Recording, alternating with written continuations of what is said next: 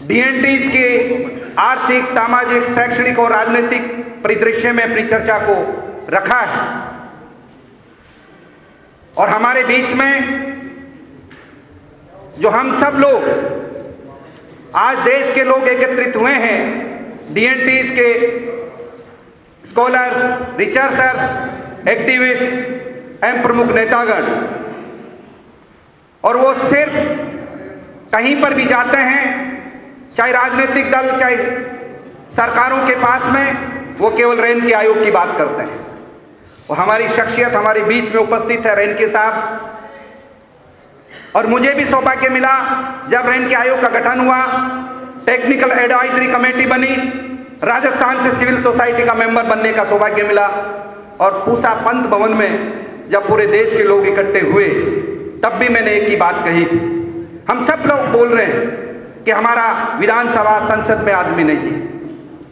आज़ादी के 75 साल बाद 30 करोड़ की आबादी हमारी है, और मैं ये कहना चाहता हूं कि संसद में और विधानसभा में आपके आदमी नहीं है।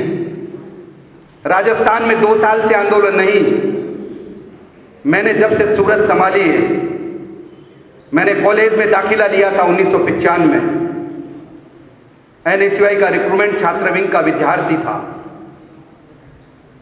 और मैंने बहुत बारीकी से अध्ययन किया, यूपीएससी फाइट किया, दुर्भाग्य से 1 नंबर रहा।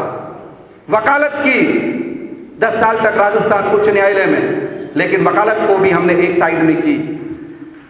लेकिन मेरे मन में पीड़ा थी कि डीएनटीज के लिए लड़ना है। मेरे राजस्थान के लोग बैठे हैं, मेरे भाई रतननाथ कालबेलिया बिल्कुल जुझारू है, कर्मठ है, लाल सिंह रायका जी बिल्कुल हमारे आंदोलन को लड़ रहे हैं।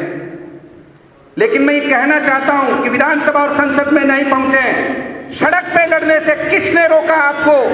सड़क पे हमको लड़ना चाहिए। राजस्थान की क्रांतिकारी भूमि में हम लोग लड़ रहे हैं। 11 फरवरी 2026 को हमने विधानसभा का घेराव किया, सरकार का मुख्य सचिव उठ के कुर्सी से खड़ा हो गया, सरकार का काबीना मंत्री 1 घंटे तक चर्चा की।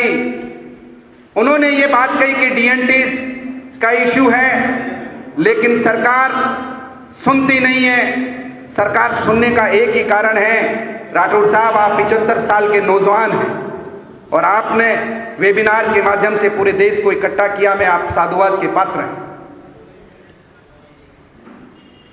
आजादी के बाद 8 आयोग बने, काका कालेलकर आयोग से लेकर, आयनकर आयोग से लेकर मंडल आयोग, और आजादी के बाद स्वतंत्र 2 आयोग, रेनके और इरादे आयोग।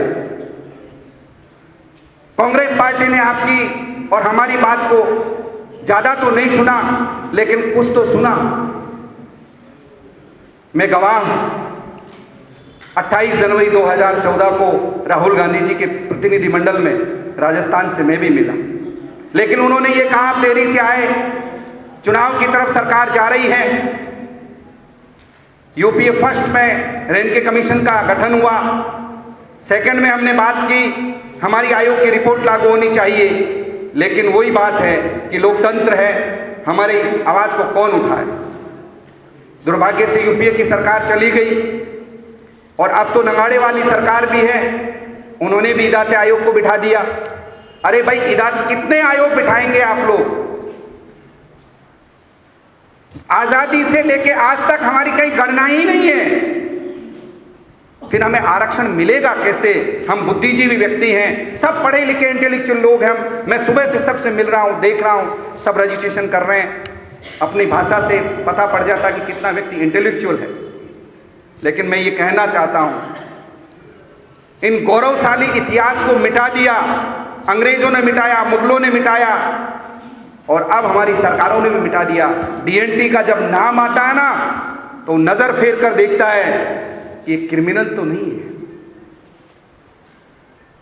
जब मेरी मेंटेलिटी ही ये है, तो सरकारें हमें क्या देगी? ब्यूरोक्रेट्स, उनको डर लगता है। हम जब बात करते हैं, राजस्थान की बात करूंगा, मैं राजस्थान की मिट्टी से आता हूं, मौजूदा सरकार ने पट्टे बांटने का अभियान चलाया। साथियों, उन्होंने कोई नया नहीं चलाया। जब हमारी 2008 से 13 की सरकार थी, आप सब लोगों के आशीर्वाद से मुझे बोर्ड आयोग का अध्यक्ष बनाया, स्टेट मिनिस्टर का दर्जा दिया, और वो आदेश मेरे इस कलम की पावर थी, वो आदेश मैंने बनाया और तत्कालीन मुख्यमंत्री अशोक गहलोत जी को लिख के दिया, उन्होंने लागू किया। वही पट्टों के आदेश ये सरकार बांट रही। और इन्होंने उन पट्टों में भी हमारे साथ क्या किया? हमारे जो जनप्रतिनिधि थे उनको वहां पर जाने नहीं दे रहे थे, आवाज उठा रहे थे, उनको पुलिस बुला के गिरफ्तार करवा रही थी। मैंने टोंक जिला कलेक्टर से बात की, मैंने कि हम विधानसभा और संसद में तो नहीं है कलेक्टर साहिबा, लेकिन कल हम वहां आपके धरना देंगे। उनकी बात भी सुनी। मैं आप सब लोगों से कहना चाहता हूं, सरकार गूंगी और बहरी है। हो सकता है कल उठा के हम आंदोलन कर रहे हैं, जेल में डाल देंगी। अभी तो 6 लोगों को ही डाला है, 78 लोग हैं राइका साहब, उनमें सब आप लोग भी हैं। दूसरा और आंदोलन उठेगा, जेल भरो आंदोलन होगा। और आपको मालूम है, मैं तो आपको इस मंच से माध्यम से आह्वान कर रहा हूं, 26 जून में इस देश में जलजला आएगा।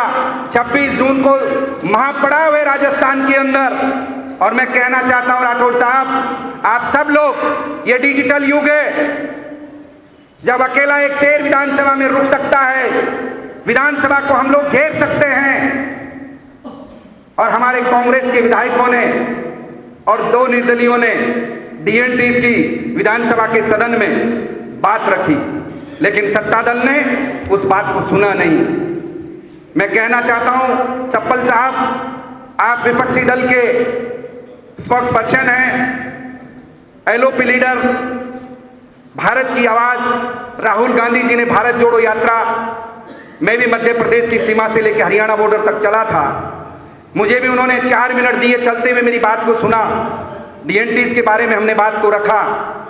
लेकिन मैं आपसे कहना चाहता हूं कि राहुल गांधी जी को कि डीएनटी की कोर वोट बैंक है कांग्रेस का, सच्चाई है, लेकिन हमें मान और सम्मान वहां नहीं मिलता है। और ये वोट बैंक हमारी सरकार में मुख्यमंत्री जी थे तब भी कहा, हमारे जहां प्रभारी आते हैं उनको भी हम लोग कहते हैं, देश के अंदर पहला बोर्ड राजस्थान के अंदर बना, डीएनटी का प्रकोष्ठ बना, लेकिन 2014 से राजस्थान में भी गायब है। क्यों? क्या हम वोट नहीं है? और आप समझदार हो गए, ये मैं आपको फिर कह रहा हूं, राजस्थान में आवाज अलग उठ रही है। 2028 में चुनाव है, 2029 में आप लोकसभा में जाएंगे, 30 करोड़ की आबादी है। आपको हम मीडिया में देखते हैं, सुनते हैं, आप भिड़ते हैं, लेकिन ये डीएनटी की आवाज, मैं आपको अगर पुराने जमाने में लेके जाऊं, नेहरू जी का फोटो घर घर में मिलेगा, इंदिरा जी का फोटो घर घर में मिलेगा। और इंदिरा जी जब भी महाराष्ट्र और कर्नाटक में जाती है, हमेशा बंजारों के बीच में जाके उनका फोटो मिलेगा। अभी भी उनकी फोटो मैंने देखी, विगत दिनों में राजीव गांधी फाउंडेशन में इंदिरा जी की बंजारों के साथ महिलाओं की फोटो थी।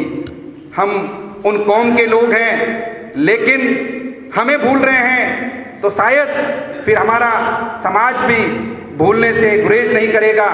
लेकिन मैं ये कहना चाहता हूं, राहुल गांधी जी को राष्ट्रव्यापी आंदोलन खड़ा करने के लिए, क्योंकि असली वोट की ताकत है। और मोदी जी ये सोचते हैं कि हम डीएनटीज के बारे में कुछ नहीं समझे हैं, मोदी जी समझ चुके हैं। मोदी जी ने आरएसएस के पायलट प्रोजेक्ट राजस्थान में प्रारंभ कर रखा है। मैं कहना चाहता हूं, हमारे ही आंदोलन से प्रेरित होके 10 फरवरी को राइका जी ने किया, 11 फरवरी हमने किया, और 22 फरवरी को मौजूदा मुख्यमंत्री भजन लाल जी को भी जाना पड़ा डीएनटीज के बीच में राजस्थान में। वो डीएनटीज की ताकत है। और मैं दावे के साथ कह रहा हूं, ये हमारे समाज के प्रमुख सरदार बैठे हैं। आने वाले टाइम में सभी राजनीतिक दल डीएनटीज के निर्णायक वोट के बिना सरकार नहीं बना पाएंगे, चाहे आप किसी भी एजेंसी से जांच करवा लीजिएगा। और रेन के कमीशन की रिपोर्ट को लागू करना पड़ेगा, नहीं तो सरकार को भी घुटने के बल पर टिकना पड़ेगा। ये चिंगारी राजस्थान से उठ रही है। हमें जेल से क्या डराएंगे? हमारे पूर्वजों ने तो सिर कटाए हैं। सेल्यूलर जेल में आज भी हमारे शहादत दिए हुए हमारे पूर्वजों की वहां फोटोएं लग रही हैं। मैं याद दिलाना चाहता हूं 31 अगस्त 2022 को हमने आपके AICC में DNTs के प्रोग्राम को किया। हम मांग करते हैं, लेकिन हमारे साथ विश्वासघात नहीं होना चाहिए। आरक्षण की लड़ाई चल रही है और जब आप इस देश के अंदर गधों की जनगणना कर रहे हैं, कुत्तों की कर रहे हैं, बिल्ली की कर रहे हैं, पक्षियों की कर रहे हैं, अरे हम तो मनुष्य हैं। इस देश के आज़ादी में हमने योगदान दिया है, तो विपक्ष को उतरना चाहिए। सरकार अगर गूंगी और बहरी बन चुकी है तो राहुल गांधी जी को सत्र में जिस तरीके से लड़ते उन दूसरे मुद्दों पे, वैसे DNT के मुद्दे पे लड़ना चाहिए। सप्पल साहब, आप हमारे बीच में दूत बन के आए हैं। हम जीरो ग्राउंड के लोग हैं। ऐसा नहीं है सफ़ेद कुर्ता पजामा यहाँ पहन के आ गए, नहीं। हम 48 डिग्री तापमान पे थार के रेगिस्तान में मेहनत करने वाले हैं। वही 48 डिग्री के थार में के मैदान में ऊंट चराने वाले भेड़ और बकरी, और वही काले त्रिपाल में रहने वाले लोग हैं। लेकिन सच है, हम पढ़े लिखे लोग। सच्चाई है, श्रीनिवास चीफ सेक्रेटरी 1 घंटे तक खड़ा रहा सचिवालय में, वो हमारी कलम की ताकत थी। और मैं आज फिर कह रहा हूं, आप सब लोग DNT के एक हो जाओ देश के। नहीं सुनेंगे ये लोग। हम ट्रेन रोकना जानते हैं, सड़क रोकना जानते हैं। और मैं मान्यवर कांशीराम को आज दिन याद करना चाहूंगा। मैं 1 मिनट में बात समाप्त करूंगा। उन्होंने एक ही बात कही थी, वोट हमारा, राज तुम्हारा नहीं चलेगा। इस पर अब काम करने की आवश्यकता है। 30 करोड़ की आबादी, हम इस कुर्सी तक नहीं पहुंच सकते, लेकिन उसकी कुर्सी तक रोकने की ताकत हमारे पूर्वजों ने दी है और हमारे संविधान ने दी। इस संविधान की ताकत को आप पहचानिए, क्योंकि मेरा तो एक ही उद्देश्य है कि मैं चैन से जब तक नहीं बैठूंगा, मुझे कोई इलेक्ट्रॉनिक पॉलिटिक्स में नहीं जाना। मैं जब तक चैन से नहीं बैठूंगा, जब तक 10% आरक्षण जनगणना का कॉलम और जनगणना सरकार घोषणा नहीं करेगी, तब तक हम पूरे देश में घूमेंगे और इस चिंगारी को फैलाएंगे। राजस्थान के 72 गुर्जरों ने अपना बलिदान देकर 5% MBC का आरक्षण दिया। गुर्जर 72 शहीद हुए, हम 144 शहीद होने की क्षमता रखते हैं। हम वही लोग हैं जो अंग्रेजों को घुटने टिका दिए थे। अंग्रेजों ने 1871 का क्रिमिनल ट्राइब्स एक्ट क्यों लेके आए, CTA क्यों लेके आए? उन्होंने अध्ययन किया था, ईस्ट इंडिया कंपनी को हिला दिया था। हम वही लोग हैं, इसलिए आप कमजोर नहीं हैं। और DNT की आवाज को बुलंद करने के लिए हमें लड़ना होगा और आरक्षण के लिए डरने की जरूरत नहीं है। और बिल्कुल निश्चित तौर पर बाबा साहब ने निश्चित तौर पे कहा था कि शिक्षित बनो, संगठित रहो और संघर्ष करो। जब आपके पास संविधान है तो किसी से डरने की आवश्यकता नहीं है। वोट की ताकत है और राजस्थान में पंचायतों के चुनाव है, उनको उखाड़ के फेंक दो, घुटनों के बल पे सरकार आ जाएगी। आपने मुझे यहाँ पर सुना, मैं अपनी वाणी को यहीं विराम देते हुए जय भीम, जय जोहार, जय DNT, जय मेवाड़, जय राजस्थान।